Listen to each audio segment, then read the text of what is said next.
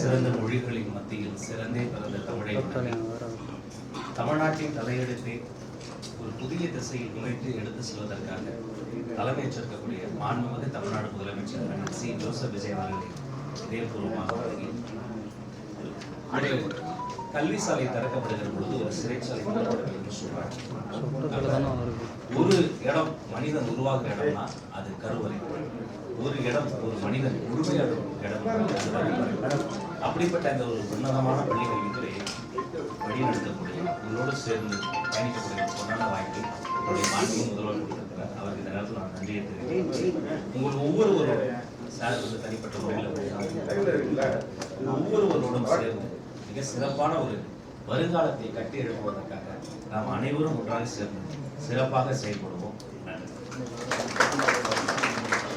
India Pakistan பார்டரோட public exam எழுத குழந்தைகள் அப்படி இல்லாம இந்த தேர்வில் பங்கெடுத்த ஒவ்வொரு மாணவரும் மாணவியுமே வெற்றியாளர் தான். அவர்களுக்கு அந்த 10ஆம் வகுப்பு பொதுத் தேர்வுக்கான முடிவுகள் நாளை மறுநாள், அதாவது 20ஆம் தேதி வெளியாகிறது என்பதை இதன் மூலமாக நாங்கள் தெரிவிக்கிறோம். மேலும் எதிர்வரும் கல்வியாண்டு ஜூன் மாதம் 1ஆம் தேதி 1/6/2026 பள்ளிக்கூடங்கள் மீண்டும் திறக்கப்பட்டு தங்களுடைய வழமையான பணிகள் தொடர்கிறது. இதன் மூலமாக நான் தெரிவிக்கிறேன். நன்றி.